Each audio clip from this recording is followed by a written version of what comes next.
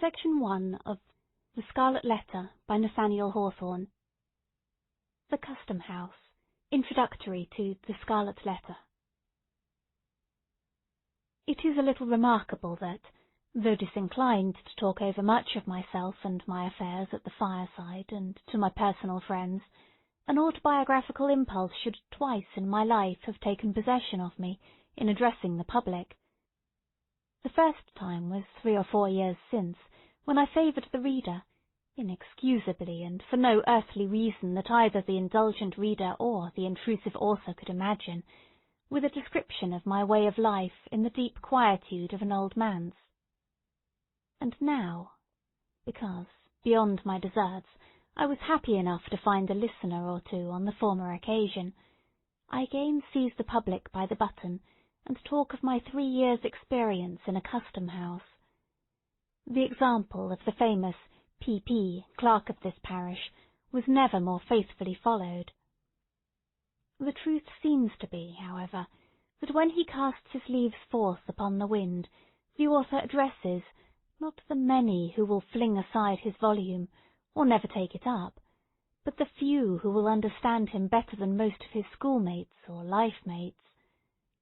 Some authors, indeed, do far more than this, and indulge themselves in such confidential depths of revelation as could fittingly be addressed only and exclusively to the one heart and mind of perfect sympathy, as if the printed book, thrown at large on the wide world, was certain to find out the divided segment of the writer's own nature, and complete his circle of existence by bringing him into communion with it. It is scarcely decorous, however, to speak at all, even where we speak impersonally. But, as thoughts are frozen and utterance benumbed, unless the speaker stand in some true relation with his audience, it may be pardonable to imagine that a friend, a kind and apprehensive, though not the closest friend, is listening to our talk, and then, a native reserve being thawed by this genial consciousness, we may prate of the circumstances that lie around us, and even of ourselves, but still keep the inmost me behind its veil. To this extent, and within these limits, an author, methinks, may be autobiographical, without violating either the reader's rights or his own. It will be seen likewise that this custom-house sketch has a certain propriety, of a kind always recognized in literature, as explaining how a large portion of the following pages came into my possession, and as offering proofs of the authenticity of a narrative therein contained. This, in fact, a desire to put myself in my true position as editor, or very little more, of the most prolix among the tales that make up my volume. This, and no other, is my true reason for assuming a personal relation with the public. In accomplishing the main purpose, it has appeared allowable, by a few extra touches, to give a faint representation of a mode of life not heretofore described, together with some of the characters that move in it, among whom the author happens to make one.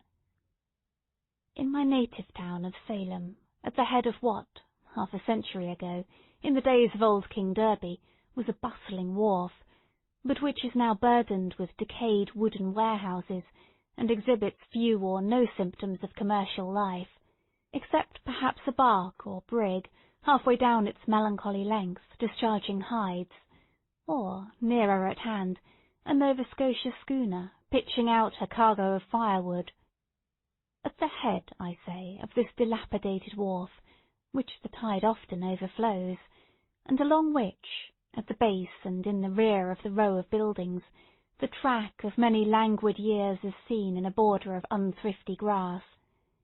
Here, with a view from its front windows adown this not very enlivening prospect, and thence across the harbour, stands a spacious edifice of brick. From the loftiest point of its roof, during precisely 3½ hours of each forenoon, floats, or droops, in breeze or calm, the banner of the Republic, but with the 13 stripes turned vertically instead of horizontally, and thus indicating that a civil and not a military post of Uncle Sam's government is here established. Its front is ornamented with a portico of half a dozen wooden pillars, supporting a balcony, beneath which a flight of wide granite steps descends towards the street. Over the entrance hovers an enormous specimen of the American eagle, with outspread wings, a shield before her breast, and, if I recollect aright, a bunch of intermingled thunderbolts and barbed arrows in each claw. With the customary infirmity of temper that characterizes this unhappy fowl, she appears by the fierceness of her beak and eye, and the general truculency of her attitude, to threaten mischief to the inoffensive community, and especially to warn all citizens careful of their safety against intruding on the premises which she overshadows with her wings. Nevertheless, vixenly as she looks, many people are seeking at this very moment to shelter themselves under the wing of the federal eagle, imagining, I presume, that her bosom has all the softness and snugness of an eider-down pillow.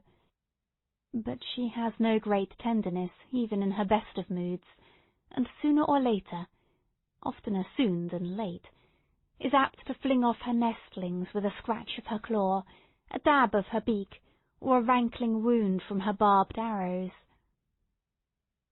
The pavement round about the above-described edifice, which we may as well name at once as the custom-house of the port, has grass enough growing in its chinks to show that it has not, of late days, been worn by any multitudinous resort of business. In some months of the year, however, there often chances a forenoon when affairs move onward with a livelier tread. Such occasions might remind the elderly citizen of that period before the last war with England, when Salem was a port by itself, not scorned, as she is now, by her own merchants and shipowners, who permit her wharves to crumble to ruin, while their ventures go to swell, needlessly and imperceptibly, the mighty flood of commerce at New York or Boston. On some such morning, when 3 or 4 vessels happen to have arrived at once, usually from Africa or South America, or to be on the verge of their departure thitherward, there is a sound of frequent feet passing briskly up and down the granite steps. Here, before his own wife has greeted him, you may greet the sea-flushed shipmaster, just in port, with his vessel's papers under his arm in a tarnished tin box.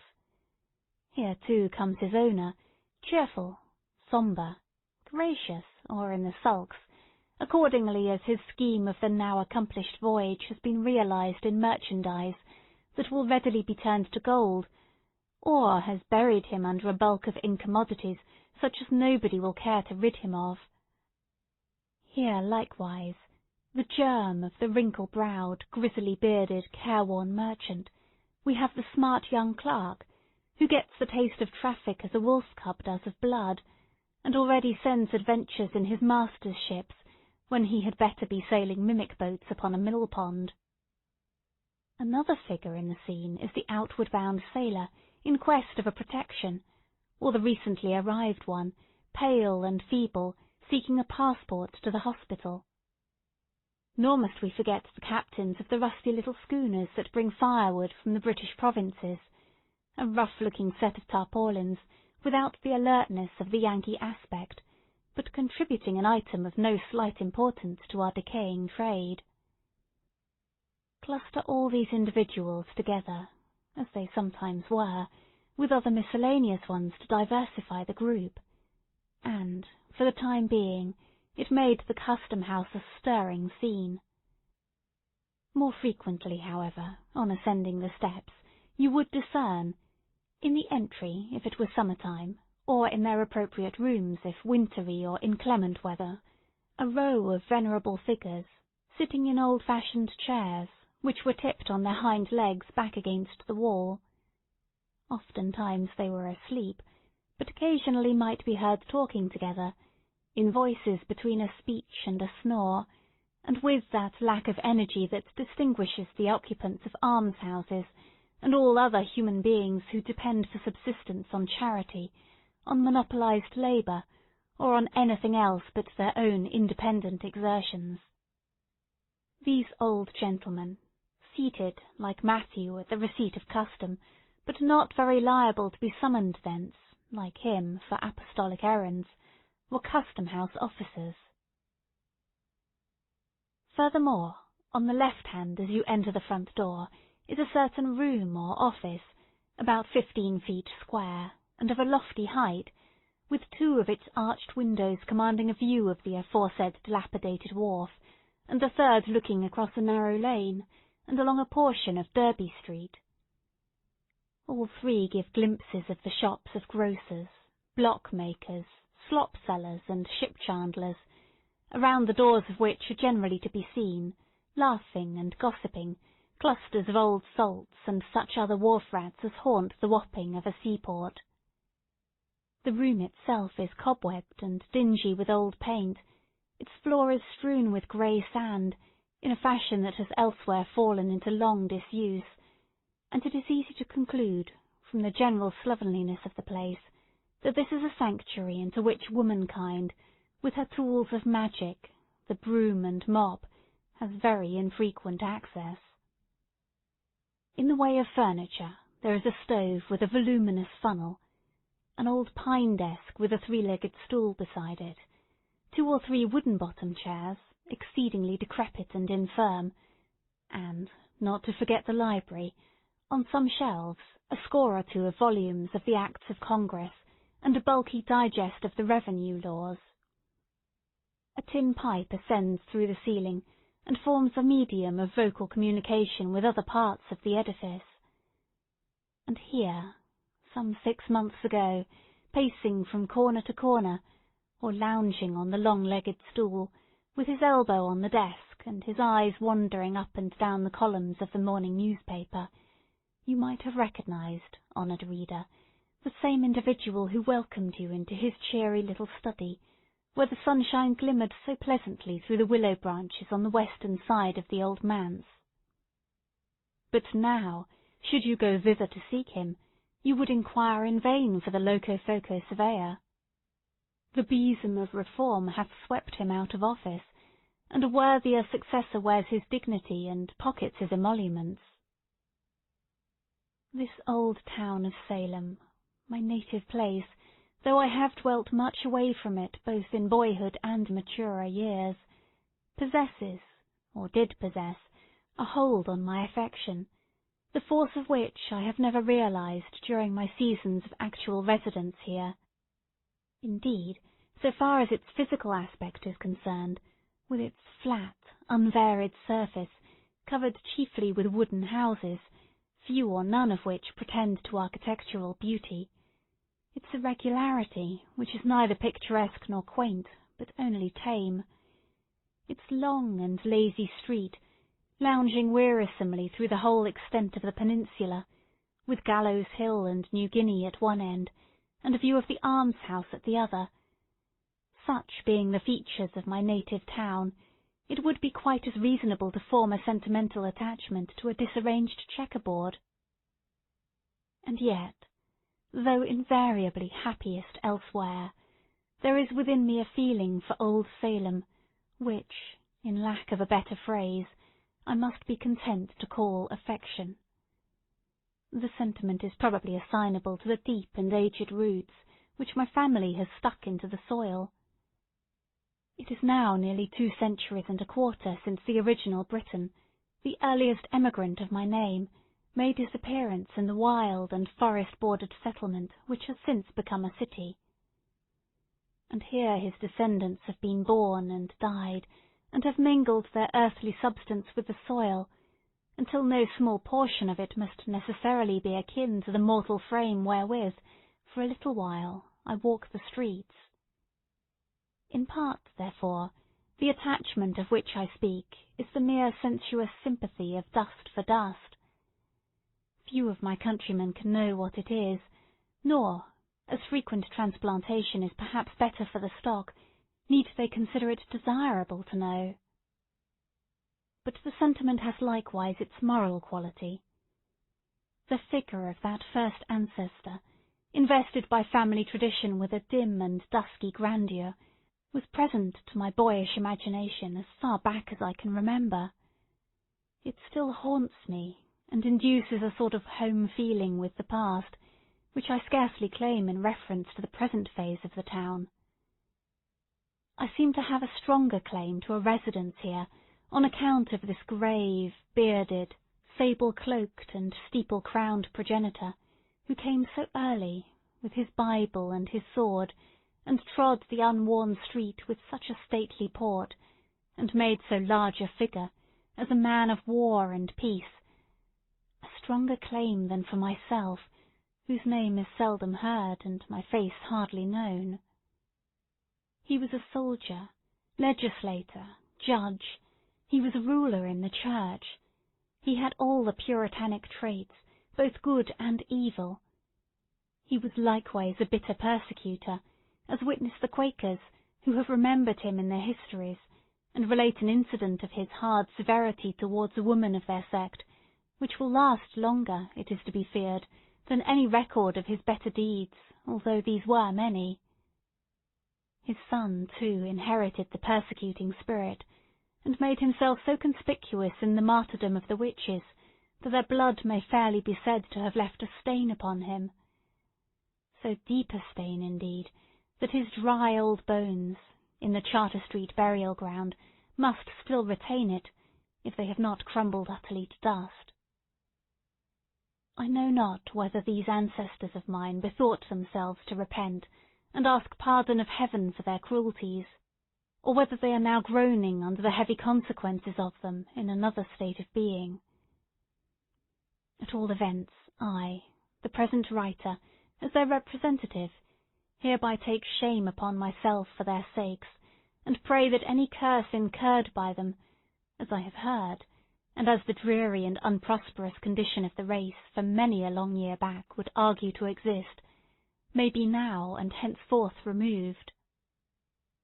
Doubtless, however, either of these stern and black-browed Puritans would have thought it quite a sufficient retribution for his sins, that, after so long a lapse of years, the old trunk of the family tree, with so much venerable moss upon it, should have borne, as its topmost bough, an idler like myself. No aim that I have ever cherished would they recognize as laudable, no success of mine, if my life, beyond its domestic scope, had ever been brightened by success, would they deem otherwise than worthless, if not positively disgraceful. "What is he?" murmurs one grey shadow of my forefathers to the other. "A writer of story-books! What kind of business in life? What mode of glorifying God, or being serviceable to mankind in his day and generation, may that be? Why, the degenerate fellow might as well have been a fiddler." Such are the compliments bandied between my great-grandsires and myself across the gulf of time. And yet, let them scorn me as they will, strong traits of their nature have intertwined themselves with mine. Planted deep, in the town's earliest infancy and childhood, by these two earnest and energetic men, the race has ever since subsisted here, always, too, in respectability, never, so far as I have known, disgraced by a single unworthy member, but seldom or never, on the other hand, after the first 2 generations, performing any memorable deed, or so much as putting forward a claim to public notice. Gradually they have sunk almost out of sight, as old houses, here and there about the streets, get covered half-way to the eaves by the accumulation of new soil. From father to son, for above 100 years, they followed the sea, a grey-headed shipmaster in each generation, retiring from the quarter-deck to the homestead, while a boy of 14 took the hereditary place before the mast, confronting the salt spray and the gale which had blustered against his sire and grandsire. The boy, also in due time, passed from the forecastle to the cabin, spent a tempestuous manhood, and returned from his world wanderings, to grow old and die, and mingle his dust with the natal earth. This long connection of a family with one spot, as its place of birth and burial, creates a kindred between the human being and the locality, quite independent of any charm in the scenery or moral circumstances that surround him. It is not love, but instinct. The new inhabitant, who came himself from a foreign land, or whose father or grandfather came, has little claim to be called a Salemite. He has no conception of the oyster-like tenacity with which an old settler, over whom his 3rd century is creeping, clings to the spot where his successive generations have been embedded. It is no matter that the place is joyless for him, that he is weary of the old wooden houses, the mud and dust, the dead level of sight and sentiment, the chill east wind, and chillest of social atmospheres. All these, and whatever faults besides he may see or imagine, are nothing to the purpose. The spell survives, and just as powerfully as if the natal spot were an earthly paradise. So has it been in my case. I felt it almost as a destiny to make Salem my home, so that the mould of features and cast of character, which had all along been familiar here, ever as one representative of the race lay down in the grave, another assuming, as it were, his sentry march along the main street, might still, in my little day, be seen and recognized in the old town. Nevertheless, this very sentiment is an evidence that the connection, which has become an unhealthy one, should at least be severed. Human nature will not flourish, any more than a potato, if it be planted and replanted for too long a series of generations in the same worn-out soil. My children have had other birthplaces, and, so far as their fortunes may be within my control, shall strike their roots into unaccustomed earth. On emerging from the old manse, it was chiefly this strange, indolent, unjoyous attachment for my native town that brought me to fill a place in Uncle Sam's brick edifice, when I might as well, or better, have gone somewhere else. My doom was on me. It was not the first time, nor the second, that I had gone away, as it seemed permanently, but yet returned, like the bad halfpenny, or as if Salem were for me the inevitable centre of the universe. So, one fine morning I ascended the flight of granite steps, with the President's commission in my pocket, and was introduced to the corps of gentlemen who were to aid me in my weighty responsibility as Chief Executive Officer of the Custom-house. End of Section 1.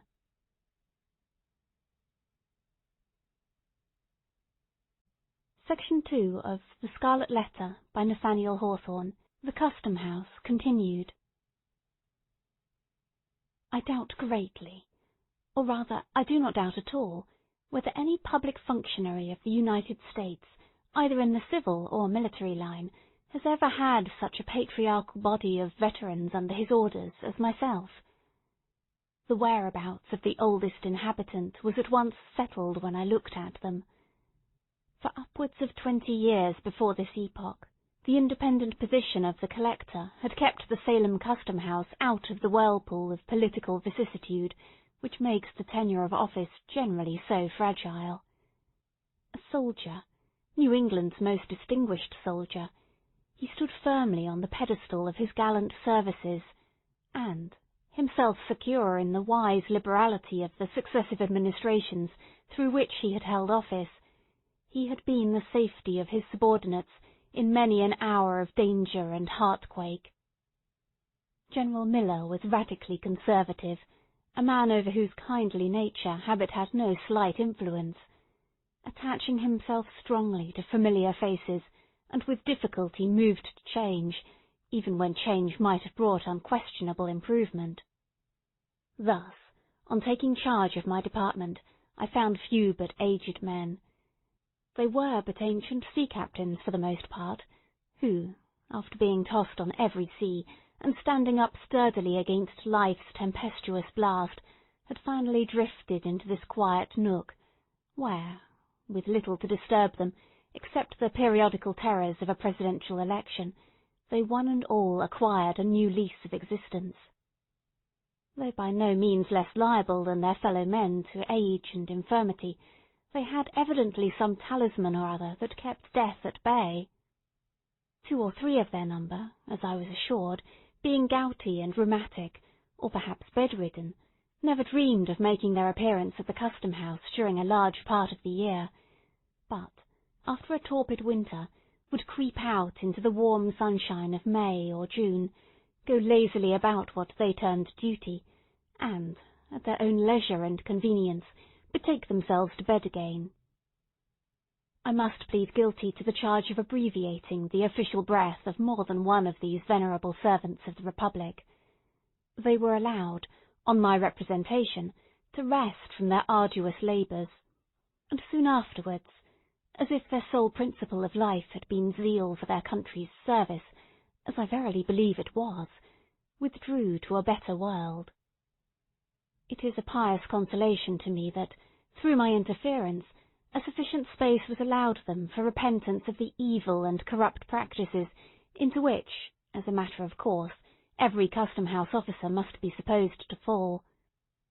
Neither the front nor the back entrance of the custom-house opens on the road to paradise. The greater part of my officers were Whigs.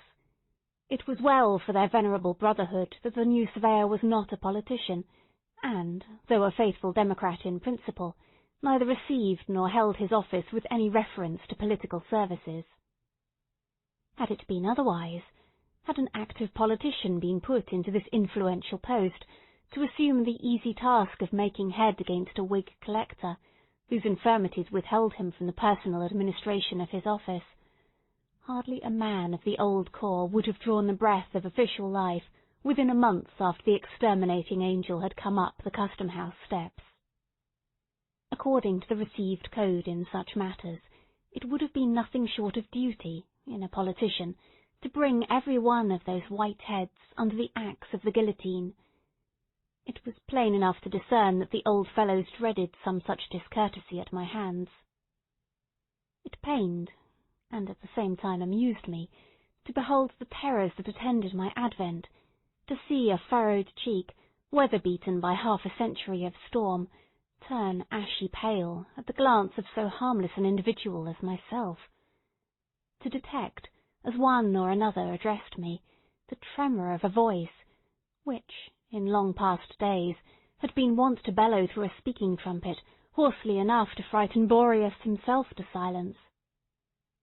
They knew, these excellent old persons, that, by all established rule, and, as regarded some of them, weighed by their own lack of efficiency for business, they ought to have given place to younger men, more orthodox in politics, and altogether fitter than themselves to serve our common uncle. I knew it, too, but could never quite find in my heart to act upon the knowledge. Much and deservedly to my own discredit, therefore, and considerably to the detriment of my official conscience, they continued, during my incumbency, to creep about the wharves and loiter up and down the custom-house steps. They spent a good deal of time, also, asleep in their accustomed corners, with their chairs tilted back against the walls, awaking, however, once or twice in the forenoon, to bore one another with the several thousandth repetition of old sea-stories and mouldy jokes that had grown to be passwords and countersigns among them. The discovery was soon made, I imagine, that the new surveyor had no great harm in him. So, with lightsome hearts and the happy consciousness of being usefully employed, in their own behalf at least, if not for our beloved country, these good old gentlemen went through the various formalities of office. Sagaciously under their spectacles did they peep into the holds of vessels. Mighty was their fuss about little matters, and marvellous, sometimes, the obtuseness that allowed greater ones to slip between their fingers. Whenever such a mischance occurred, when a waggon-load of valuable merchandise had been smuggled ashore, at noonday perhaps, and directly beneath their unsuspicious noses, Nothing could exceed the vigilance and alacrity with which they proceeded to lock and double-lock and secure with tape and sealing-wax all the avenues of the delinquent vessel. Instead of a reprimand for their previous negligence, the case seemed rather to require a eulogium on their praiseworthy caution after the mischief had occurred, a grateful recognition of the promptitude of their zeal the moment that there was no longer any remedy. Unless people are more than commonly disagreeable, it is my foolish habit to contract a kindness for them. The better part of my companion's character, if it have a better part, is that which usually comes uppermost in my regard, and forms the type whereby I recognize the man. As most of these old custom-house officers had good traits, and as my position in reference to them, being paternal and protective, was favourable to the growth of friendly sentiments, I soon grew to like them all. It was pleasant in the summer forenoons, when the fervent heat, that almost liquefied the rest of the human family, merely communicated a genial warmth to their half-torpid systems. It was pleasant to hear them chatting in the back entry, a row of them all tipped against the wall as usual, while the frozen witticisms of past generations were thawed out and came bubbling with laughter from their lips. Externally, the jollity of aged men has much in common with the mirth of children. The intellect, any more than a deep sense of humour, has little to do with the matter. It is, with both, a gleam that plays upon the surface, and imparts a sunny and cheery aspect alike to the green branch and grey, mouldering trunk. In one case, however, it is real sunshine. In the other it more resembles the phosphorescent glow of decaying wood. It would be sad injustice, the reader must understand, to represent all my excellent old friends as in their dotage. In the first place, my coadjutors were not invariably old. There were men among them in their strength and prime, of marked ability and energy, and altogether superior to the sluggish and dependent mode of life on which their evil stars had cast them. Then, moreover, the white locks of age were sometimes found to be the thatch of an intellectual tenement in good repair. But, as respects the majority of my corps of veterans, there will be no wrong done if I characterize them generally as a set of wearisome old souls who had gathered nothing worth preservation from their varied experience of life. They seemed to have flung away all the golden grain of practical wisdom which they had enjoyed so many opportunities of harvesting, and most carefully to have stored their memory with the husks. They spoke with far more interest and unction of their morning's breakfast, or yesterday's, today's, or tomorrow's dinner, than of the shipwreck of 40 or 50 years ago, and all the world's wonders which they had witnessed with their youthful eyes. The father of the custom-house, the patriarch not only of this little squad of officials, but, I am bold to say, of the respectable body of tide-waiters all over the United States, was a certain permanent inspector.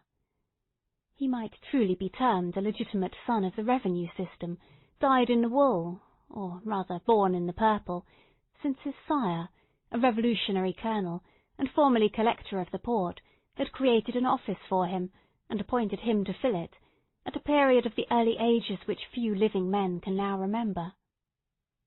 This inspector, when I first knew him, was a man of 80 years or thereabouts, and certainly one of the most wonderful specimens of wintergreen that you would be likely to discover in a lifetime's search. With his florid cheek, his compact figure smartly arrayed in a bright-buttoned blue coat, his brisk and vigorous step, and his hale and hearty aspect, altogether he seemed, not young indeed, but a kind of new contrivance of Mother Nature in the shape of man, whom age and infirmity had no business to touch. His voice and laugh, which perpetually re-echoed through the custom-house, had nothing of the tremulous quaver and cackle of an old man's utterance. They came strutting out of his lungs, like the crow of a cock or the blast of a clarion. Looking at him merely as an animal, and there was very little else to look at, he was a most satisfactory object, from the thorough healthfulness and wholesomeness of his system, and his capacity, at that extreme age, to enjoy all, or nearly all, the delights which he had ever aimed at or conceived of. The careless security of his life in the custom-house, on a regular income, and with but slight and infrequent apprehensions of removal, had no doubt contributed to make time pass lightly over him. The original and more potent causes, however, lay in the rare perfection of his animal nature, the moderate proportion of intellect, and the very trifling admixture of moral and spiritual ingredients, these latter qualities, indeed, being in barely enough measure to keep the old gentleman from walking on all fours. He possessed no power of thought, no depth of feeling, no troublesome sensibilities, nothing, in short, but a few commonplace instincts, which, aided by the cheerful temper which grew inevitably out of his physical well-being, did duty very respectably, and to general acceptance, in lieu of a heart. He had been the husband of 3 wives, all long since dead, the father of 20 children, most of whom, at every age of childhood or maturity, had likewise returned to dust. Here, one would suppose, might have been sorrow enough to imbue the sunniest disposition through and through with a sable tinge. Not so with our old inspector.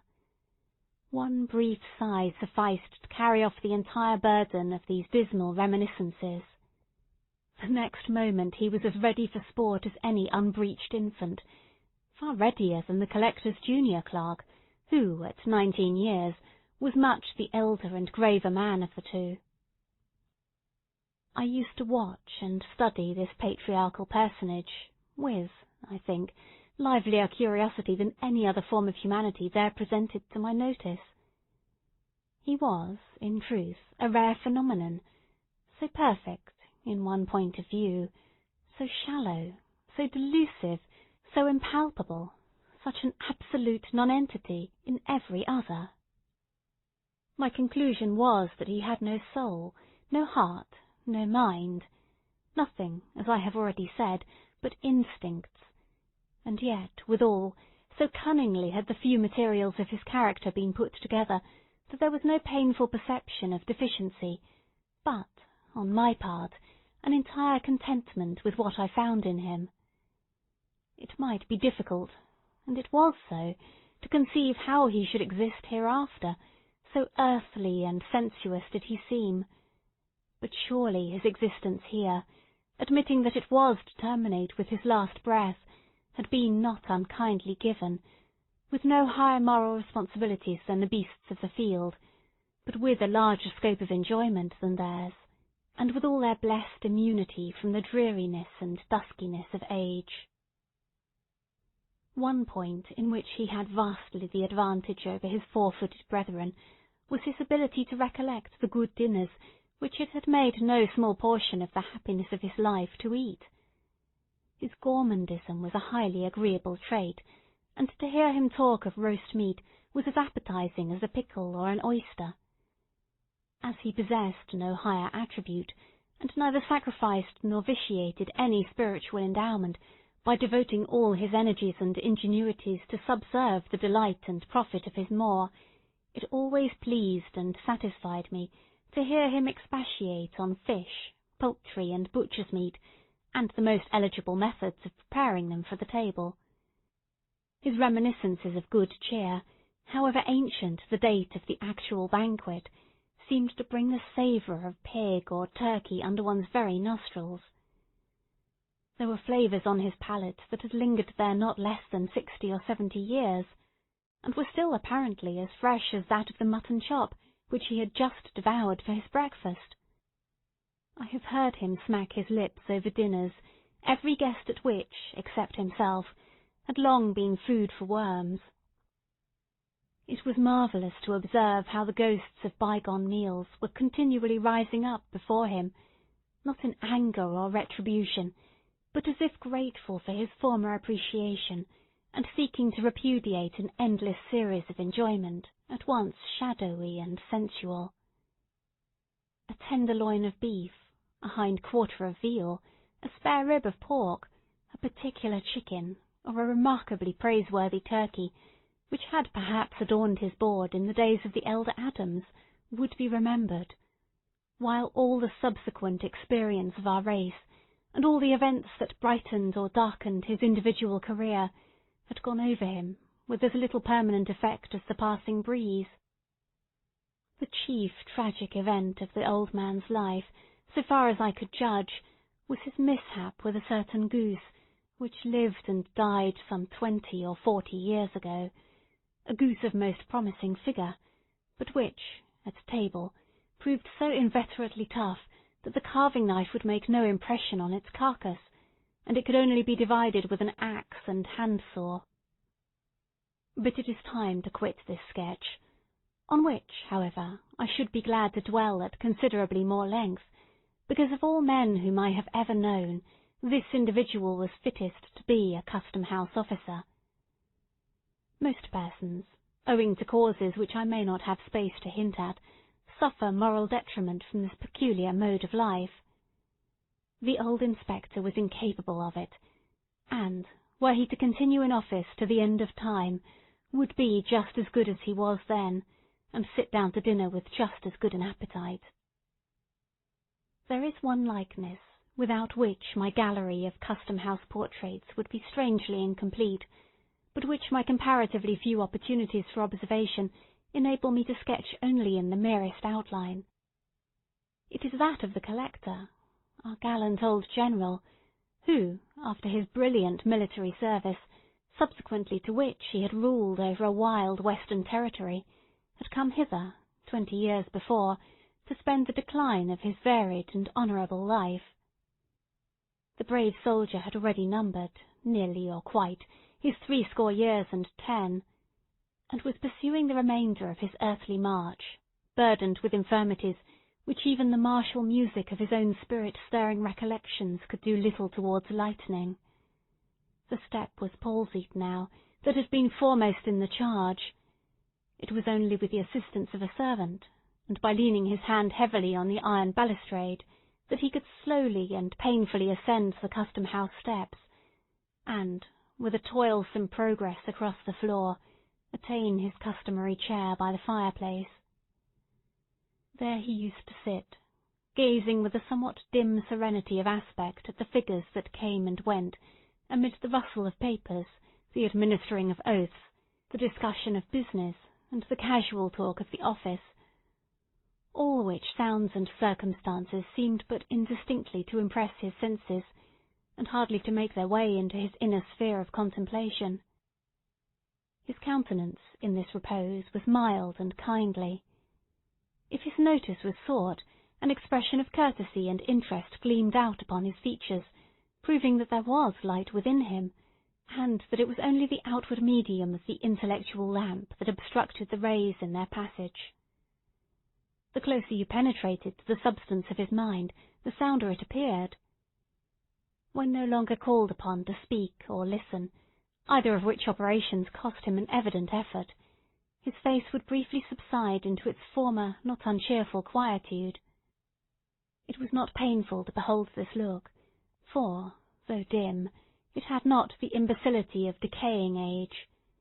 The framework of his nature, originally strong and massive, was not yet crumpled into ruin. To observe and define his character, however, under such disadvantages, was as difficult a task as to trace out and build up anew, in imagination, an old fortress like Ticonderoga from a view of its grey and broken ruins. Here and there, perchance, the walls may remain almost complete, but elsewhere may be only a shapeless mound, cumbrous with its very strength and overgrown, through long years of peace and neglect, with grass and alien weeds. Nevertheless, looking at the old warrior with affection, for, slight as was the communication between us, my feeling towards him, like that of all bipeds and quadrupeds who knew him, might not improperly be termed so, I could discern the main points of his portrait. It was marked with the noble and heroic qualities which showed it to be not a mere accident, but of good right, that he had won a distinguished name. His spirit could never, I conceive, have been characterized by an uneasy activity. It must, at any period of his life, have required an impulse to set him in motion, But, once stirred up, with obstacles to overcome and an adequate object to be attained, it was not in the man to give out or fail. The heat that had formerly pervaded his nature, and which was not yet extinct, was never of the kind that flashes and flickers in a blaze, but rather a deep red glow, as of iron in a furnace. Weight, solidity, firmness, this was the expression of his repose, even in such decay as had crept untimely over him at the period of which I speak. But I could imagine, even then, that, under some excitement which should go deeply into his consciousness, roused by a trumpet's peal, loud enough to awaken all of his energies that were not dead, but only slumbering, he was yet capable of flinging off his infirmities like a sick man's gown, dropping the staff of age to seize a battle-sword, and starting up once more a warrior. And, in so intense a moment, his demeanour would have still been calm. Such an exhibition, however, was but to be pictured in fancy, not to be anticipated nor desired.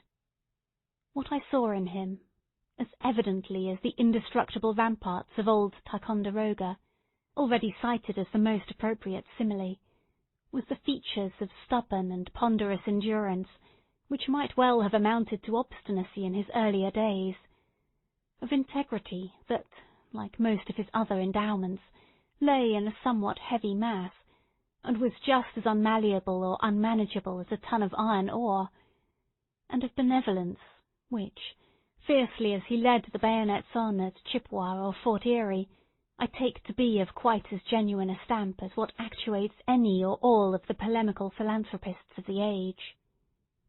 He had slain men with his own hand, for aught I know.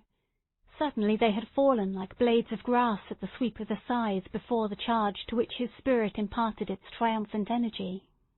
But, be that as it might, there was never in his heart so much cruelty as would have brushed the down off a butterfly's wing. I have not known the man to whose innate kindliness I would more confidently make an appeal. Many characteristics, and those too which contribute not the least forcibly to impart resemblance in a sketch, must have vanished or been obscured before I met the General. All merely graceful attributes are usually the most evanescent, nor does nature adorn the human ruin with blossoms of new beauty that have their roots and proper nutriment only in the chinks and crevices of decay, as she sows wallflowers over the ruined fortress of Ticonderoga. Still, even in respect of grace and beauty, there were points well worth noting. A ray of humour, now and then, would make its way through the veil of dim obstruction and glimmer pleasantly upon our faces. A trait of native elegance, seldom seen in the masculine character after childhood or early youth, was shown in the General's fondness for the sight and fragrance of flowers. An old soldier might be supposed to prize only the bloody laurel on his brow, but here was one who seemed to have a young girl's appreciation of the floral tribe. There, beside the fireplace, the brave old General used to sit, while the surveyor, though seldom, when it could be avoided, taking upon himself the difficult task of engaging him in conversation, was fond of standing at a distance and watching his quiet and almost slumberous countenance. He seemed away from us, although we saw him but a few yards off, remote, though we passed close beside his chair, unattainable, though we might have stretched forth our hands and touched his own. It might be that he lived a more real life within his thoughts than amid the unappropriate environment of the collector's office. The evolutions of the parade, the tumult of the battle, the flourish of old heroic music heard 30 years before, such scenes and sounds, perhaps, were all alive before his intellectual sense. Meanwhile, the merchants and shipmasters, the spruce clerks and uncouth sailors, entered and departed. The bustle of this commercial and custom-house life kept up its little murmur round about him, and neither with the men nor their affairs did the General appear to sustain the most distant relation. He was as much out of place as an old sword, now rusty, but which had flashed once in the battle's front, and showed still a bright gleam along its blade, would have been among the inkstands, paper folders, and mahogany rulers on the deputy collector's desk. There was one thing that much aided me in renewing and recreating the stalwart soldier of the Niagara frontier, the man of true and simple energy. It was the recollection of those memorable words of his, "I'll try, sir," spoken on the very verge of a desperate and heroic enterprise, and breathing the soul and spirit of New England hardihood, comprehending all perils and encountering all. If, in our country, valour were rewarded by heraldic honour, this phrase, which it seems so easy to speak, but which only he, with such a task of danger and glory before him, has ever spoken, would be the best and fittest of all mottos for the general's shield of arms. It contributes greatly towards a man's moral and intellectual health to be brought into habits of companionship with individuals unlike himself, who care little for his pursuits, and whose sphere and abilities he must go out of himself to appreciate. The accidents of my life have often afforded me this advantage, but never with more fullness and variety than during my continuance in office. There was one man especially, the observation of whose character gave me a new idea of talent. His gifts were emphatically those of a man of business, prompt, acute, clear-minded, with an eye that saw through all perplexities, and a faculty of arrangement that made them vanish as if by the waving of an enchanter's wand. Bred up from boyhood in the Custom-house, it was his proper field of activity, and the many intricacies of business, so harassing to the interloper, presented themselves before him with the regularity of a perfectly comprehended system. In my contemplation he stood as the ideal of his class. He was, indeed, the Custom-house in himself, or, at all events, the mainspring that kept its variously revolving wheels in motion, for, in an institution like this, where its officers are appointed to subserve their own profit and convenience, and seldom with a leading reference to their fitness for the duty to be performed, they must perforce seek elsewhere the dexterity which is not in them.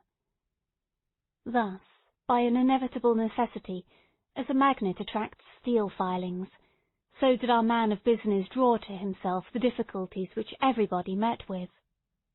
With an easy condescension and kind forbearance towards our stupidity, which, to his order of mind, must have seemed little short of crime, would he, forthwith, by the merest touch of his finger, make the incomprehensible as clear as daylight. The merchants valued him not less than we, his esoteric friends. His integrity was perfect. It was a law of nature with him, rather than a choice or a principle, nor can it be otherwise than the main condition of an intellect so remarkably clear and accurate as his, to be honest and regular in the administration of affairs. A stain on his conscience, as to anything that came within the range of his vocation, would trouble such a man very much in the same way, though to a far greater degree, than an error in the balance of an account, or an ink blot on the fair page of a book of record. Here, in a word, and it is a rare instance in my life, I had met with a person thoroughly adapted to the situation which he held. End of Section 2.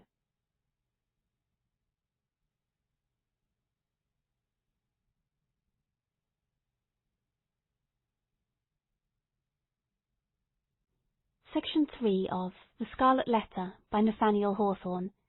The Custom-house, continued. Such were some of the people with whom I now found myself connected.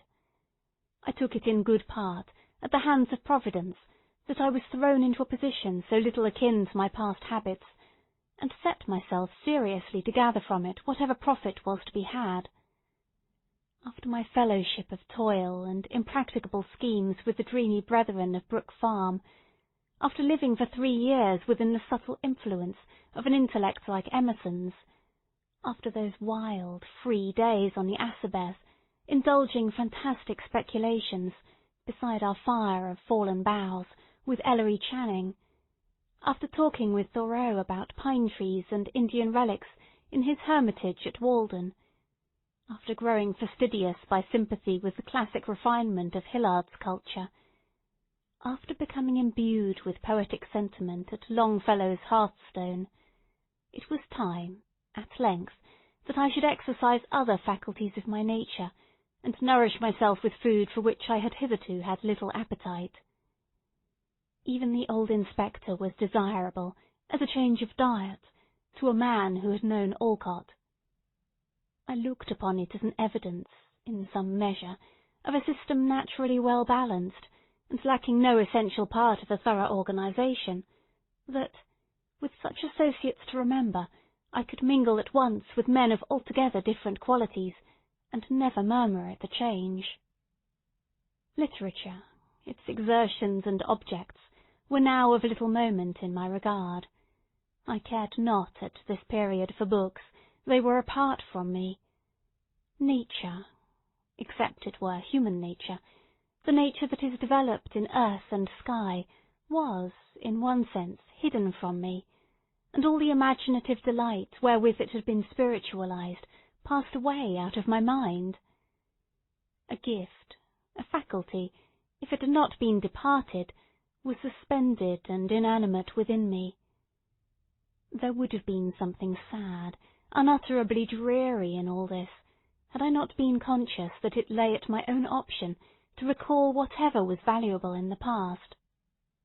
It might be true, indeed, that this was a life which could not, with impunity, be lived too long, else it might make me permanently other than I had been, without transforming me into any shape which it would be worth my while to take.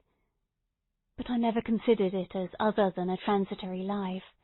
There was always a prophetic instinct, a low whisper in my ear, that within no long period, and whenever a new change of custom should be essential to my good, change would come. Meanwhile, there I was, a surveyor of the revenue, and, so far as I have been able to understand, as good a surveyor as need be. A man of thought, fancy, and sensibility, had he 10 times the surveyor's proportion of those qualities, may, at any time, be a man of affairs, if he will only choose to give himself the trouble. My fellow officers, and the merchants and sea captains with whom my official duties brought me into any manner of connection, viewed me in no other light, and probably knew me in no other character. None of them, I presume, had ever read a page of my inditing, or would have cared a fig the more for me if they had read them all.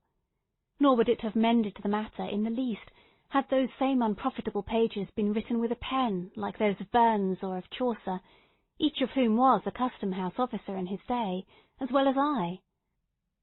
It is a good lesson, though it may often be a hard one, for a man who has dreamed of literary fame, and of making for himself a rank among the world's dignitaries by such means, to step aside out of the narrow circle in which his claims are recognized, and to find how utterly devoid of significance, beyond that circle, is all that he achieves and all he aims at.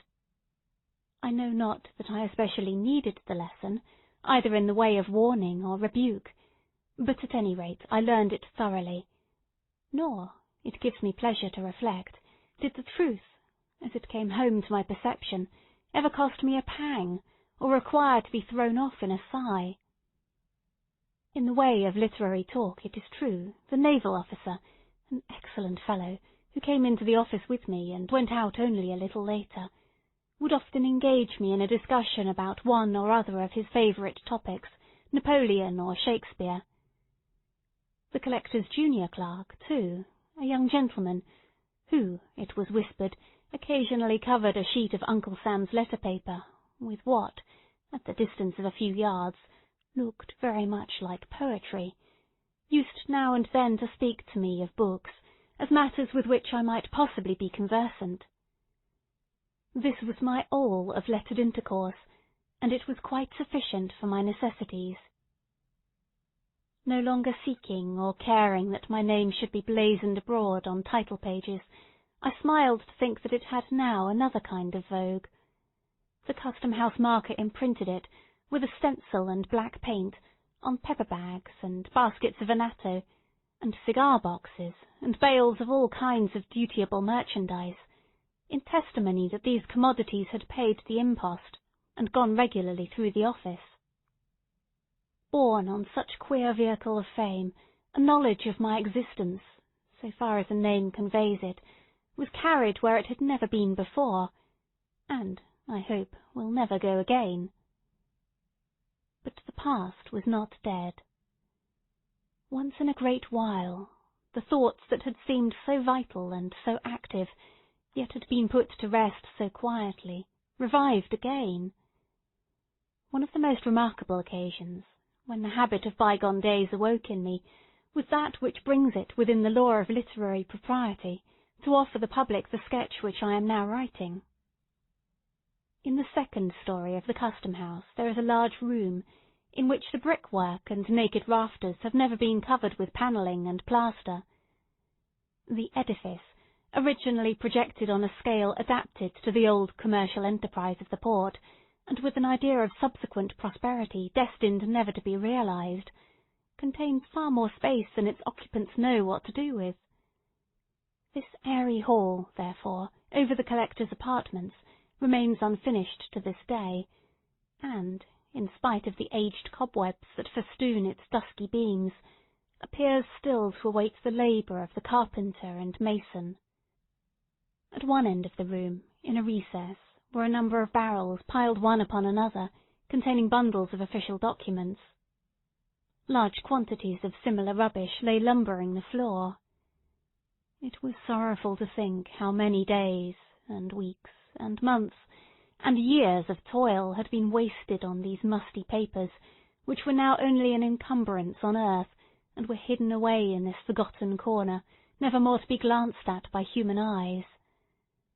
But then, what reams of other manuscripts, filled, not with the dullness of official formalities, but with the thought of inventive brains, and the rich effusion of deep hearts, had gone equally to oblivion, and that, moreover, without serving a purpose in their day, as these heaped-up papers had, and, saddest of all, without purchasing for their writers the comfortable livelihood which the clerks of the Custom-house had gained by these worthless scratchings of the pen. Yet not altogether worthless, perhaps, as materials of local history. Here, no doubt, statistics of the former commerce of Salem might be discovered, and memorials of her princely merchants, old King Derby, old Billy Grey, old Simon Forrester, and many another magnate in his day, whose powdered head, however, was scarcely in the tomb before his mountain pile of wealth began to dwindle. The founders of the greater part of the families which now compose the aristocracy of Salem might here be traced, from the petty and obscure beginnings of their traffic, at periods generally much posterior to the Revolution, upward to what their children look upon as long-established rank. Prior to the Revolution there is a dearth of records, the earlier documents and archives of the Custom-house having, probably, been carried off to Halifax, when all the King's officials accompanied the British Army in its flight from Boston. It has often been a matter of regret with me, for, going back perhaps to the days of the Protectorate, those papers must have contained many references to forgotten or remembered men, and to antique customs, which would have affected me with the same pleasure as when I used to pick up Indian arrowheads in the field near the old manse. But, one idle and rainy day, it was my fortune to make a discovery of some little interest. Poking and burrowing into the heaped-up rubbish in the corner, unfolding one and another document, and reading the names of vessels that had long ago foundered at sea or rotted at the wharves, and those of merchants never heard of now on 'Change, nor very readily decipherable on their mossy tombstones, glancing at such matters with the saddened, weary, half-reluctant interest which we bestow on the corpse of dead activity, and, exerting my fancy, sluggish with little use, to raise up from these dry bones an image of the old town's brighter aspect, when India was a new region, and only Salem knew the way thither. I chanced to lay my hand on a small package carefully done up in a piece of ancient yellow parchment. This envelope had the air of an official record of some period long past, when clerks engrossed their stiff and formal chirography on more substantial materials than at present. There was something about it that quickened an instinctive curiosity, and made me undo the faded red tape that tied up the package, with the sense that treasure would here be brought to light.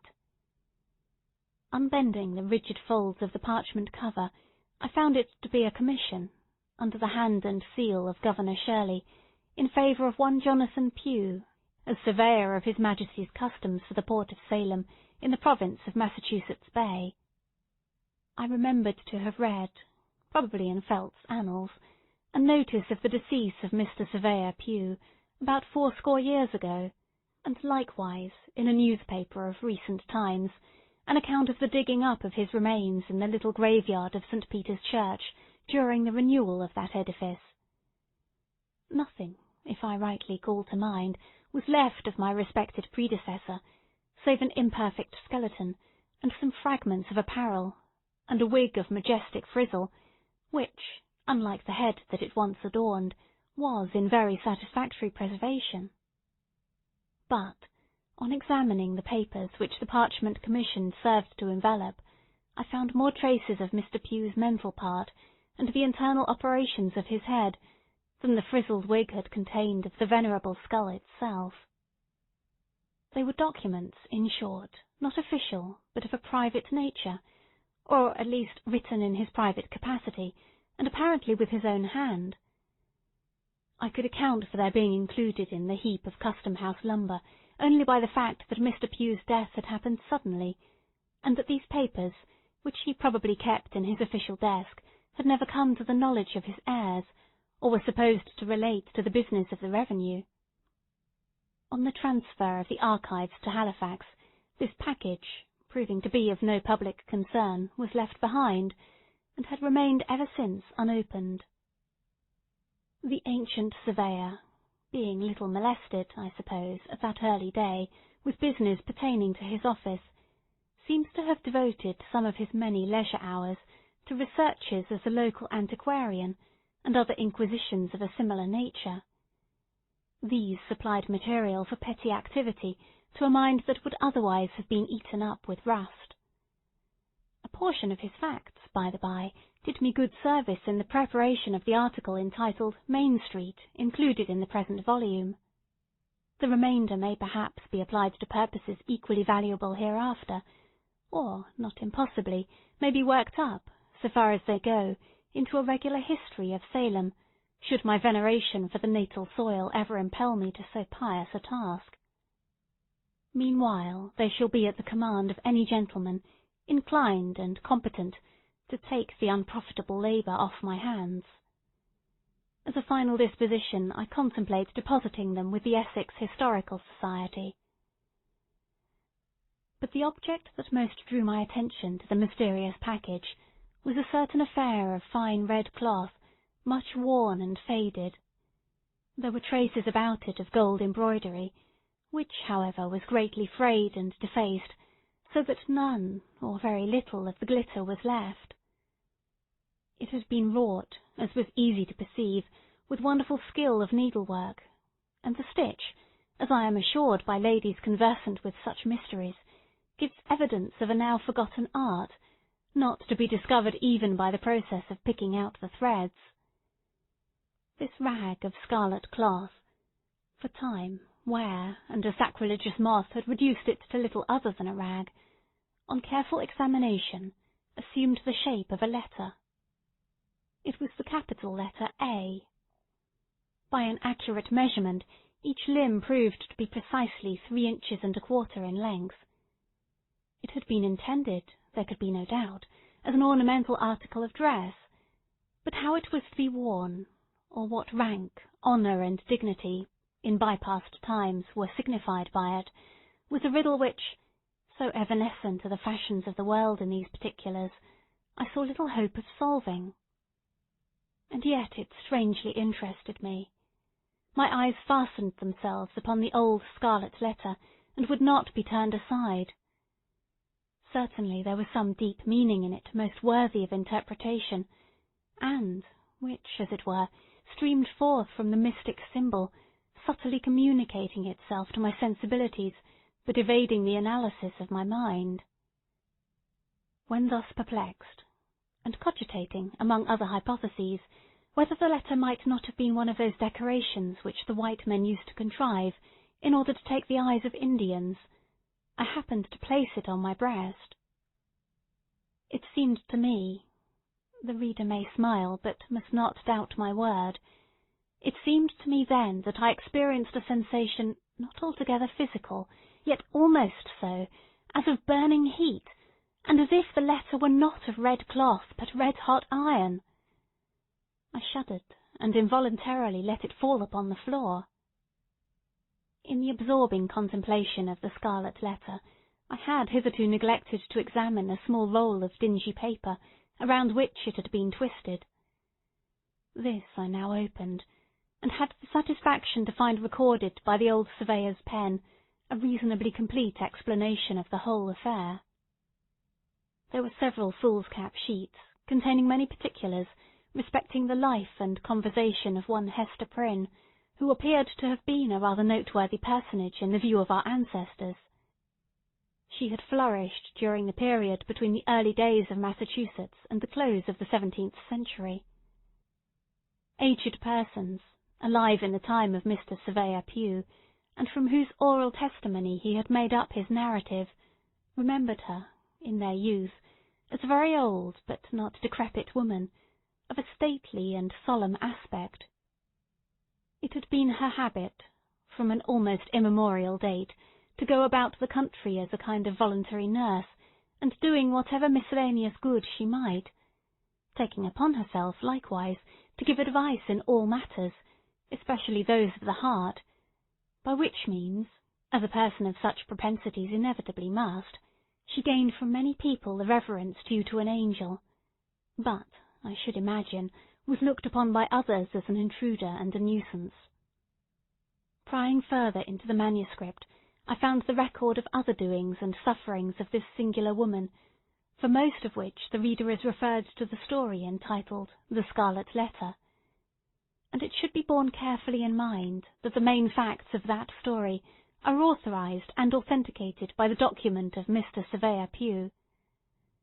The original papers, together with the Scarlet Letter itself, a most curious relic, are still in my possession, and shall be freely exhibited to whomsoever, induced by the great interest of the narrative, may desire a sight of them. I must not be understood as affirming that, in the dressing up of the tale, and imagining the motives and modes of passion that influenced the characters who figure in it, I have invariably confined myself within the limits of the old surveyor's 6 sheets of foolscap. On the contrary, I have allowed myself, as to such points, nearly or altogether as much license as if the facts had been entirely of my own invention. What I contend for is the authenticity of the outline. This incident recalled my mind, in some degree, to its old track. There seemed to be here the groundwork of a tale. It impressed me as if the ancient surveyor, in his garb of 100 years gone by, and wearing his immortal wig, which was buried with him but did not perish in the grave, had met me in the deserted chamber of the Custom-house. In his port was the dignity of one who had borne his Majesty's commission, and who was therefore illuminated by a ray of the splendour that shone so dazzlingly about the throne. How unlike, alas, the hang-dog look of a Republican official, who, as the servant of the people, feels himself less than the least, and below the lowest of his masters. With his own ghostly hand, the obscurely seen but majestic figure had imparted to me the scarlet symbol and the little roll of explanatory manuscript. With his own ghostly voice he had exhorted me, on the sacred consideration of my filial duty and reverence towards him, who might reasonably regard himself as my official ancestor, to bring his mouldy and moth-eaten lucubrations before the public. "Do this," said the ghost of Mr. Surveyor Pugh, emphatically nodding the head that looked so imposing within its memorable wig. "Do this, and the profit shall be all your own. You will shortly need it, for it is not in your days as it was in mine, when a man's office was a life lease, and oftentimes an heirloom. But I charge you, in this matter of old Mistress Prynne, give to your predecessor's memory the credit which will be rightfully due." And I said to the ghost of Mr. Surveyor Pugh, "I will." On Hester Prynne's story, therefore, I bestowed much thought. It was the subject of my meditations for many an hour, while pacing to and fro across my room, or traversing, with 100-fold repetition, the long extent from the front door of the custom-house to the side entrance and back again. Great were the weariness and annoyance of the old inspector and the weighers and gaugers, whose slumbers were disturbed by the unmercifully lengthened tramp of my passing and returning footsteps. Remembering their own former habits, they used to say that the surveyor was walking the quarter-deck. They probably fancied that my sole object, and indeed the sole object for which a sane man could ever put himself into voluntary motion, was to get an appetite for dinner. And, to say the truth, an appetite, sharpened by the east wind that generally blew along the passage, was the only valuable result of so much indefatigable exercise. So little adapted is the atmosphere of a custom-house to the delicate harvest of fancy and sensibility, that, had I remained there through 10 presidencies yet to come, I doubt whether the tale of the Scarlet Letter would ever have been brought before the public eye. My imagination was a tarnished mirror. It would not reflect, or only with miserable dimness, the figures with which I did my best to people it. The characters of the narrative would not be warmed and rendered malleable by any heat that I could kindle at my intellectual forge. They would take neither the glow of passion nor the tenderness of sentiment, but retained all the rigidity of dead corpses, and stared me in the face with a fixed and ghastly grin of contemptuous defiance. "What have you to do with us?" that expression seemed to say. "The little power you might have once possessed over the tribe of unrealities is gone. You have bartered it for a pittance of the public gold. Go, then, and earn your wages." In short, the almost torpid creatures of my own fancy twitted me with imbecility, and not without fair occasion. It was not merely during the 3 hours and a half which Uncle Sam claimed as his share of my daily life that this wretched numbness held possession of me. It went with me on my seashore walks and rambles into the country, whenever, which was seldom and reluctantly, I bestirred myself to seek that invigorating charm of nature, which used to give me such freshness and activity of thought the moment that I stepped across the threshold of the old manse. The same torpor, as regarded the capacity for intellectual effort, accompanied me home, and weighed upon me in the chamber which I most absurdly termed my study. Nor did it quit me when, late at night, I sat in the deserted parlour, lighted only by the glimmering coal-fire and the moon, striving to picture forth imaginary scenes, which, the next day, might flow out on the brightening page in many-hued description. If the imaginative faculty refused to act at such an hour, it might well be deemed a hopeless case. Moonlight, in a familiar room, falling so white upon the carpet, and showing all its figures so distinctly, making every object so minutely visible, yet so unlike a morning or noontide visibility, is a medium the most suitable for a romance writer to get acquainted with his elusive guests. There is the little domestic scenery of the well-known apartment, the chairs, with each its separate individuality, the centre-table sustaining a work-basket, a volume or two, and an extinguished lamp, the sofa, the bookcase, the picture on the wall. All these details, so completely seen, are so spiritualized by the unusual light that they seem to lose their actual substance and become things of intellect. Nothing is too small or too trifling to undergo this change and acquire dignity thereby. A child's shoe, the doll seated in her little wicker carriage, the hobby horse. Whatever, in a word, has been used or played with during the day is now invested with a quality of strangeness and remoteness, though still almost as vividly present as by daylight. Thus, therefore, the floor of our familiar room has become a neutral territory, somewhere between the real world and fairyland, where the actual and the imaginary may meet, and each imbue itself with the nature of the other. Ghosts might enter here without affrighting us. It would be too much in keeping with the scene to excite surprise, were we to look about us and discover a form, beloved but gone hence, now sitting quietly in a streak of this magic moonshine, with an aspect that would make us doubt whether it had returned from afar, or had never once stirred from our fireside. The somewhat dim coal fire has an essential influence in producing the effect which I would describe. It throws its unobtrusive tinge throughout the room, with a faint ruddiness upon the walls and ceiling, and a reflected gleam upon the polish of the furniture. This warmer light mingles itself with the cold spirituality of the moonbeams, and communicates, as it were, a heart and sensibilities of human tenderness to the forms which fancy summons up. It converts them from snow images into men and women.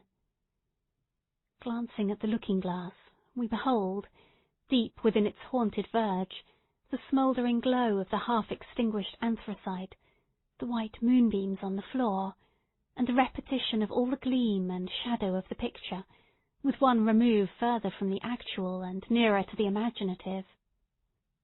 Then, at such an hour, and with this scene before him, if a man, sitting all alone, cannot dream strange things, and make them look like truth, he need never try to write romances. But for myself, during the whole of my custom-house experience, moonlight and sunshine and the glow of firelight were just alike in my regard, and neither of them was of one whit more avail than the twinkle of a tallow candle. An entire class of susceptibilities, and a gift connected with them, of no great richness or value, but the best I had, was gone from me. It is my belief, however, that had I attempted a different order of composition, my faculties would not have been found so pointless and inefficacious. I might, for instance, have contented myself with writing out the narratives of a veteran shipmaster, one of the inspectors, whom I should be most ungrateful not to mention, since scarcely a day passed that he did not stir me to laughter and admiration by his marvellous gifts as a storyteller. Could I have preserved the picturesque force of his style, and the humorous colouring which nature taught him how to throw over his descriptions, the result, I honestly believe, would have been something new in literature. Or I might readily have found a more serious task. It was a folly, with the materiality of this daily life pressing so intrusively upon me, to attempt to fling myself back into another age, or to insist on creating the semblance of a world out of airy matter, when, at every moment, the impalpable beauty of my soap bubble was broken by the rude contact of some actual circumstance. The wiser effort would have been to diffuse thought and imagination through the opaque substance of today, and thus to make it a bright transparency, to spiritualize the burden that began to weigh so heavily, to seek, resolutely, the true and indestructible value that lay hidden in the petty and wearisome incidents and ordinary characters with which I was now conversant. The fault was mine. The page of life that was spread out before me seemed dull and commonplace only because I had not fathomed its deeper import. A better book than I shall ever write was there, leaf after leaf presenting itself to me, just as it was written out by the reality of the flitting hour, and vanishing as fast as written, only because my brain wanted the insight, and my hand the cunning, to transcribe it. At some future day, it may be, I shall remember a few scattered fragments and broken paragraphs, and write them down, and find the letters turn to gold upon the page. These perceptions had come too late. At the instant I was only conscious that what would have been a pleasure once was now a hopeless toil. There was no occasion to make much moan about this state of affairs. I had ceased to be a writer of tolerably poor tales and essays, and had become a tolerably good surveyor of the customs. That was all. But, nevertheless, it is anything but agreeable to be haunted by a suspicion that one's intellect is dwindling away, or exhaling, without your consciousness, like ether out of a phial, so that, at every glance, you find a smaller and less volatile residuum. Of the fact there could be no doubt, and, examining myself and others, I was led to conclusions, in reference to the effect of public office on the character, not very favourable to the mode of life in question. In some other form, perhaps, I may hereafter develop these effects. Suffice it here to say that a custom-house officer of long continuance can hardly be a very praiseworthy or respectable personage, for many reasons. One of them, the tenure by which he holds his situation, and another, the very nature of his business, which, though I trust an honest one, is of such a sort that he does not share in the united effort of mankind. An effect, which I believe to be observable, more or less, in every individual who has occupied the position, is, that while he leans on the mighty arm of the Republic, his own proper strength departs from him. He loses, in an extent proportioned to the weakness or force of his original nature, the capability of self-support. If he possesses an unusual share of native energy, or if the enervating magic of place do not operate too long upon him, his forfeited powers may be redeemable. The ejected officer, fortunate in the unkindly shove that sends him forth betimes to struggle amid a struggling world, may return to himself and become all that he has ever been. But this seldom happens. He usually keeps his ground just long enough for his own ruin, and is then thrust out, with all sinews unstrung, to totter along the difficult footpath of life as he best may. Conscious of his own infirmity, that his tempered steel and elasticity are lost, he forever afterwards looks wistfully about him in quest of support external to himself. His pervading and continual hope, a hallucination which, in the face of all discouragement and making light of impossibilities, haunts him while he lives, and, I fancy, like the convulsive throes of the cholera, torments him for a brief space after death, is that, finally, and in no long time, by some happy coincidence of circumstances, he shall be restored to office. This faith, more than anything else, steals the pith and availability out of whatever enterprise he may dream of undertaking. Why should he toil and moil, and be at so much trouble to pick himself up out of the mud, when, in a little while hence, the strong arm of his uncle will raise and support him? Why should he work for his living here, or go to dig gold in California, when he is so soon to be made happy, at monthly intervals, with a little pile of glittering coin out of his uncle's pocket? It is sadly curious to observe how slight a taste of office suffices to infect a poor fellow with this singular disease. Uncle Sam's gold, meaning no disrespect to the worthy old gentleman, has, in this respect, a quality of enchantment like that of the devil's wages. Whoever touches it should look well to himself, or he may find the bargain to go hard against him, involving, if not his soul, yet many of its better attributes, its sturdy force, its courage and constancy, its truth, its self-reliance, and all that gives the emphasis to manly character. Here was a fine prospect in the distance. Not that the surveyor brought the lesson home to himself, or admitted that he could be so utterly undone, either by continuance in office or ejectment. Yet my reflections were not the most comfortable.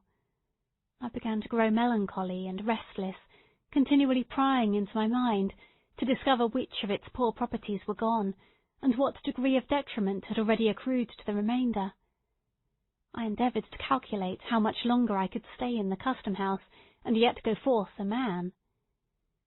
To confess the truth, it was my greatest apprehension, as it would never be a measure of policy to turn out so quiet an individual as myself, and it hardly being in the nature of a public officer to resign. It was my chief trouble, therefore, that I was likely to grow grey and decrepit in the surveyorship, and become much such another animal as the old inspector. Might it not, in the tedious lapse of official life that lay before me, finally be with me, as it was with this venerable friend, to make the dinner hour the nucleus of the day, and to spend the rest of it, as an old dog spends it, asleep in the sunshine or in the shade? A dreary look-forward, this, for a man who felt it to be the best definition of happiness to live throughout the whole range of his faculties and sensibilities. But all this while I was giving myself very unnecessary alarm. Providence had meditated better things for me than I could possibly imagine for myself. A remarkable event of the 3rd year of my surveyorship, to adopt the tone of P.P., was the election of General Taylor to the presidency. It is essential, in order to a complete estimate of the advantages of official life, to view the incumbent at the incoming of a hostile administration. His position is then one of the most singularly irksome, and in every contingency disagreeable, that a wretched mortal can possibly occupy, with seldom an alternative of good on either hand, though what presents itself to him as the worst event may, very probably, be the best. But it is a strange experience, to a man of pride and sensibility, to know that his interests are within the control of individuals who neither love nor understand him, and by whom, since one or the other must needs happen, he would rather be injured than obliged. Strange, too, for one who has kept his calmness throughout the contest, to observe the bloodthirstiness that is developed in the hour of triumph, and to be conscious that he is himself among its objects. There are few uglier traits of human nature than this tendency, which I now witnessed in men no worse than their neighbours, to grow cruel, merely because they possessed the power of inflicting harm. If the guillotine, as applied to office-holders, were a literal fact, instead of one of the most apt of metaphors, it is my sincere belief that the active members of the victorious party were sufficiently excited to have chopped off all our heads, and have thanked Heaven for the opportunity. It appears to me, who have been a calm and curious observer, as well in victory as defeat, that this fierce and bitter spirit of malice and revenge has never distinguished the many triumphs of my own party, as it now did that of the Whigs. The Democrats take the offices, as a general rule, because they need them, and because the practice of many years has made it the law of political warfare, which, unless a different system be proclaimed, it was weakness and cowardice to murmur at. But the long habit of victory has made them generous. They know how to spare when they see occasion, and when they strike, the axe may be sharp indeed, but its edge is seldom poisoned with ill will, nor is it their custom ignominiously to kick the head which they have just struck off. In short, unpleasant as was my predicament, at best I saw much reason to congratulate myself that I was on the losing side rather than the triumphant one. If, heretofore, I had been none of the warmest of partisans, I began now, at the season of peril and adversity, to be pretty acutely sensible with which party my predilections lay. Nor was it without something like regret and shame that, according to a reasonable calculation of chances, I saw my own prospect of retaining office to be better than those of my democratic brethren. But who can see an inch into futurity beyond his nose? My own head was the first that fell. The moment when a man's head drops off is seldom or never, I am inclined to think, precisely the most agreeable of his life. Nevertheless, like the greater part of our misfortunes, even so serious a contingency brings its remedy and consolation with it, if the sufferer will but make the best, rather than the worst, of the accident which has befallen him.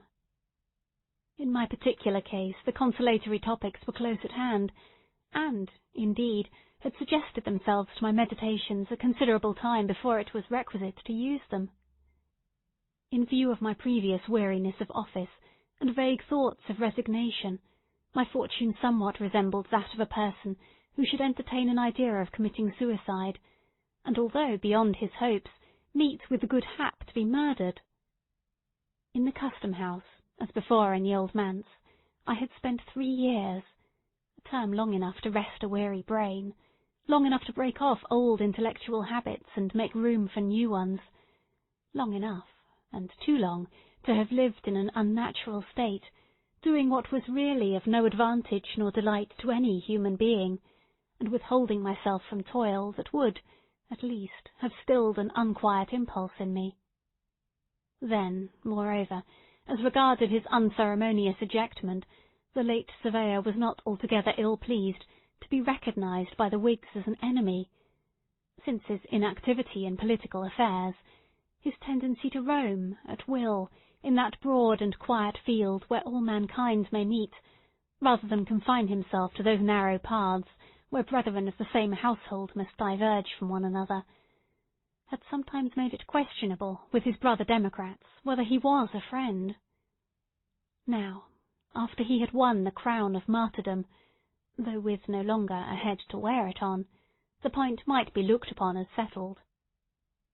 Finally, little heroic as he was, it seemed more decorous to be overthrown in the downfall of the party with which he had been content to stand, than to remain a forlorn survivor when so many worthier men were falling. And at last, after subsisting for 4 years on the mercy of a hostile administration, be compelled then to define his position anew, and claim the yet more humiliating mercy of a friendly one.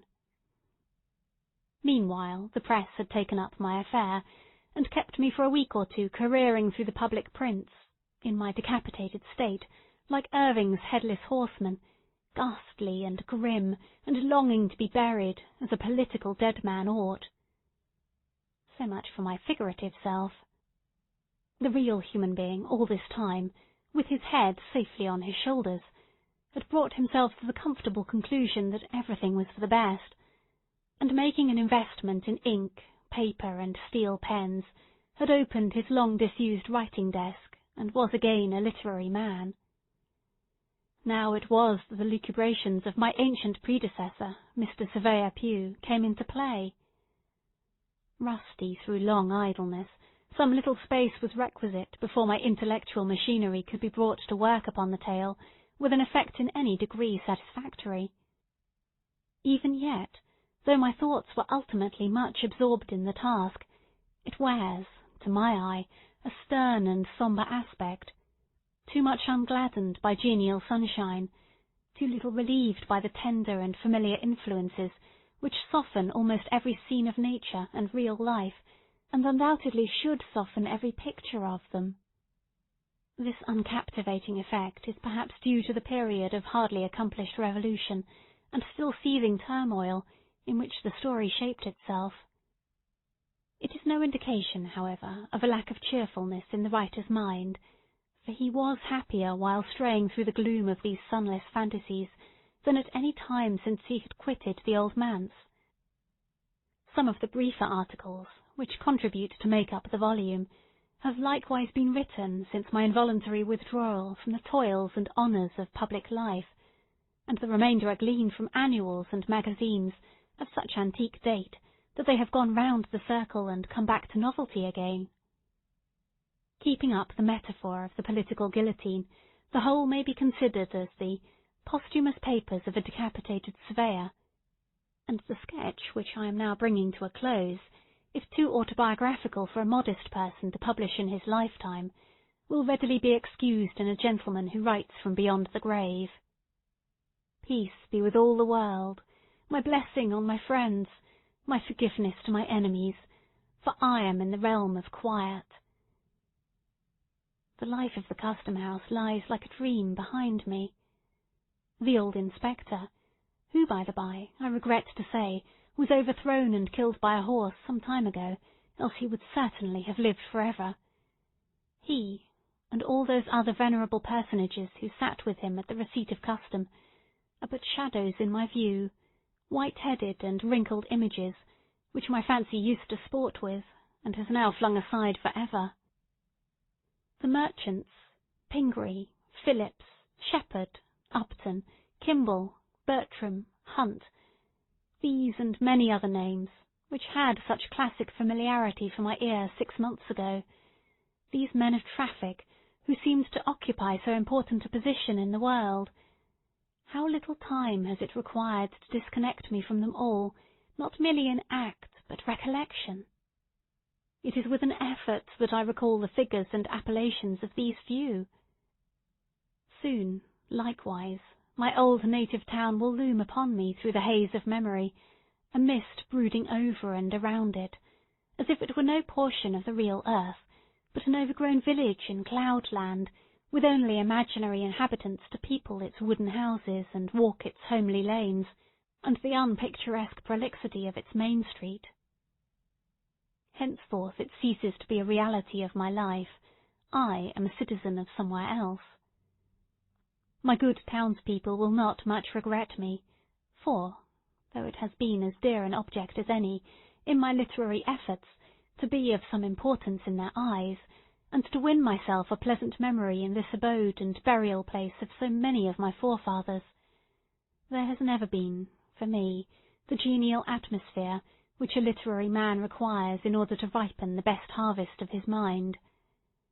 I shall do better amongst other faces, and these familiar ones, it need hardly be said, will do just as well without me. It may be, however, O transporting and triumphant thought, that the great-grandchildren of the present race may sometimes think kindly of the scribbler of bygone days, when the antiquary of days to come, among the sights memorable in the town's history, shall point out the locality of the town pump. End of Section 3.